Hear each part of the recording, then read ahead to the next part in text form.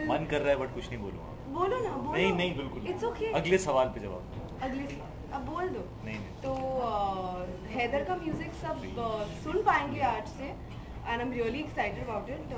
It's a very exciting album as it is an exciting film. So yeah.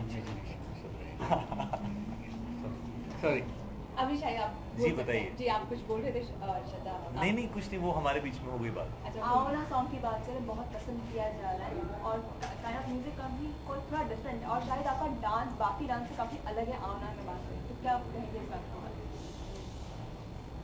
एक तो आओना में शाहिद ने dance नहीं किया, शाहिद ने बिस्मिल में डांस किया, बट आओना एक हेमलेट में ग्रेव डिगर्स के बहुत इंपॉर्टेंट कैरेक्टर्स हैं जो कि हमारे हैदर में भी हैं। तो ये ग्रेव डिगर्स का गाना है जो कि बहुत ही फेमस सिचुएशन है हेमलेट प्ले के अंदर। तो जब ये गाना हमने फिल्म के लिए किया तो जो कैरेक्टर्स हैं जो कि कश्मीरी एक्टर्स को हमने लिया है, उन लोगों ने ही वहाँ पर गाया था।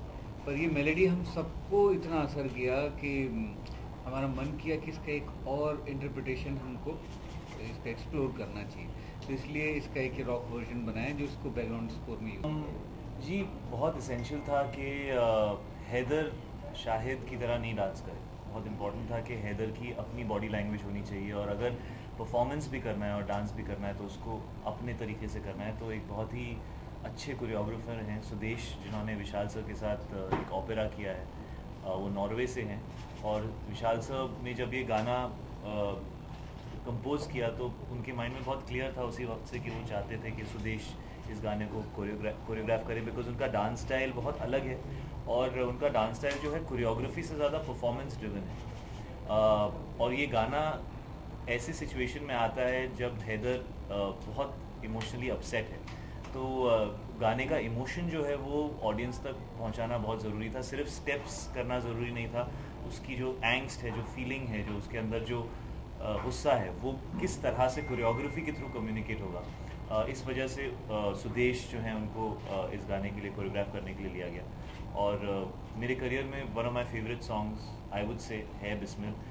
प्रॉबली मेरे पूरे करियर में is the best short song. जितना अच्छा शूट हुआ है और जिस लोकेशन में हम लोगों ने शूट किया है, जिस तरह के एलिमेंट्स गाने के अंदर यूज़ किए गए हैं, चाहे वो फेस पेंट, जो वॉर पेंट का इंटरप्रिटेशन होता है, जब when people go to war they put paint on their face, you know, या अगर आप सॉकर मैचेस देखें तो अपने अपने कंट्री का फ्लैग लोग लगाते हैं अपने फेस के ऊपर, तो it's almost like showing your support. तो उस चीज़ को यूज़ किया गया है बिस्मिल के अंदर। वी यूज पपेट्स, कुछ 100 फीट हाई पपेट्स हैं जिन्हें यूज़ किया गया है, जो मैंने कभी किसी गाने के अंदर ऐसे पहले नहीं देखी। वेल मैं खुद को लकी मान रही हूँ कि विशाल सर की फिल्म का हिस्सा हूँ मैं।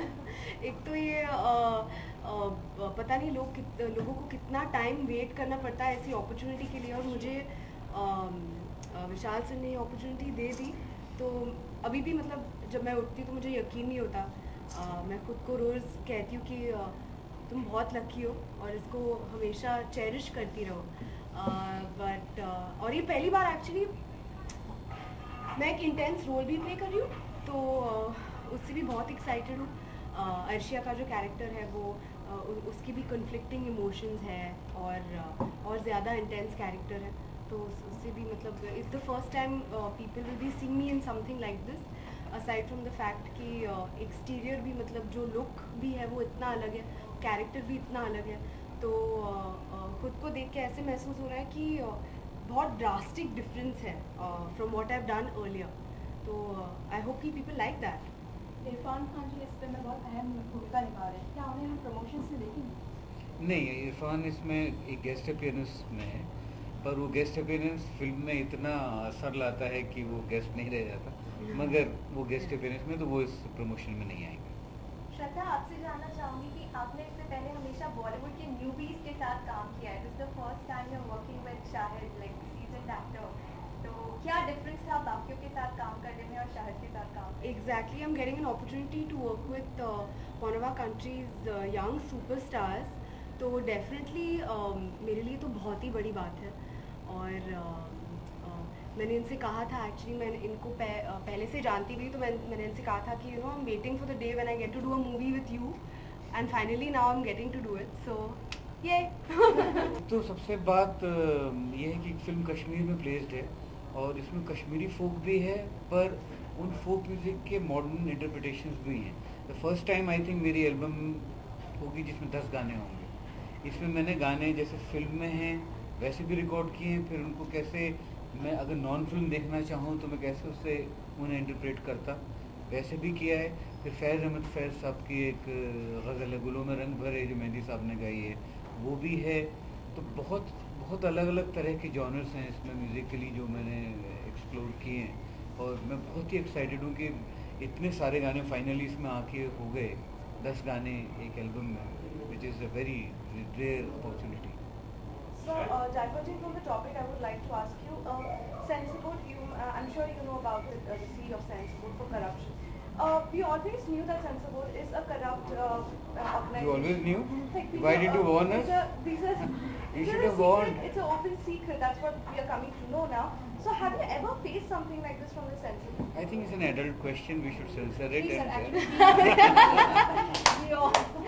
That's quite yeah, it should not be shown on, in a UA TV program. So you agree that's an open secret? and it I should don't not want be to talk talked about it, but it's very ironical because I have also, मैंने जितना आपने paper में पढ़ा मैंने भी उतना ही paper में पढ़ा है, जितनी आपकी नॉलेज है मेरी भी उतनी नॉलेज है और it's very ironical. I think INB ministry को इसमें अब अग्रेसिवली स्टेप इन करना चाहिए। सिर्फ सेंसर का ही मसला नहीं है, और भी बहुत सारी चीज़ें हैं। हमारी रेटिंग्स को लेके एक बिल पिछले 8 साल से प्रॉमिस किया जा रहा है कि वो जब अंबिका सोनी जी मिनिस्टर थी तब से लेके और आज जावड़ेकर साहब हमारे महाराष्ट्र से हैं, हमें 8 साल से प्रॉमिस किया जा रहा है कि हमारी फिल्म को 3 रेटिंग्स मिलेंगी जो कि 12+, 15+ एंड नॉर्मल 18 जो एडल्ट होता है। 8 साल से ये प्रॉमिस हमारा पूरा नहीं हुआ है। हम लोग फिल्म मेकर सफ़र कर रहे हैं क्योंकि जो फिल्में, बहुत फिल्में ऐसी होती हैं कि जो कि जिनको 12+ बच्चे देख सकते हैं और बहुत फिल्में होती हैं जो 15+ देख सकते हैं। तो वो अगर कैटेगरी बनेंगी तो सिनेमा का स्तर थोड़ा बढ़ेगा। अभी क्या होता है कि अगर फिल्म में आपको थोड़ा सा भी एडल्ट मटेरियल अगर लेके आना है तो सबसे पहला जो कॉर्पोरेट का या आपके प्रोड्यूसर का सिर पर जो डंडा आता है वो ये कि इसका सेटेलाइट नहीं बिकेगा। तो बहुत सारे कंस्ट्रेंट्स के अंदर फिल्म मेकर काम कर रहे हैं, जिसमें एक कंस्ट्रेंट एक ये भी है। जरूरत है, अगर वैसा बोलते तो ऐसा मैं नहीं फिर भी होता कटवा है। दूंगा। हाँ, आप मेरा सैक्रिफाइस देखिए, मुझे सैक्रिफाइस नहीं चाहिए, नहीं आप मेरा सैक्रिफाइस देखिए, ऐसा नहीं है। जी, लेकिन ये कैरेक्टर ऐसा है और वो सिचुएशन कुछ ऐसी है कि something like that needed to be done. और मैं इतना क्लियरली कहूँगा कि ये किसी भी सिर्फ इफेक्ट के लिए ये लुक नहीं अचीव की गई है। इसका बहुत सिग्निफिकेंट और इम्पोर्टेंट कंट्रीब्यूशन है फिल्म के अंदर। और जब आप फिल्म देखेंगे, एक्चुअली एक ही सीन है फिल्म के अंदर और वो हमने 4-5 घंटे में शूट किया। जो भी हटना है प्लीज़ हट जाओ सर, तो कंट्रोल थाम बात। कंट्रोल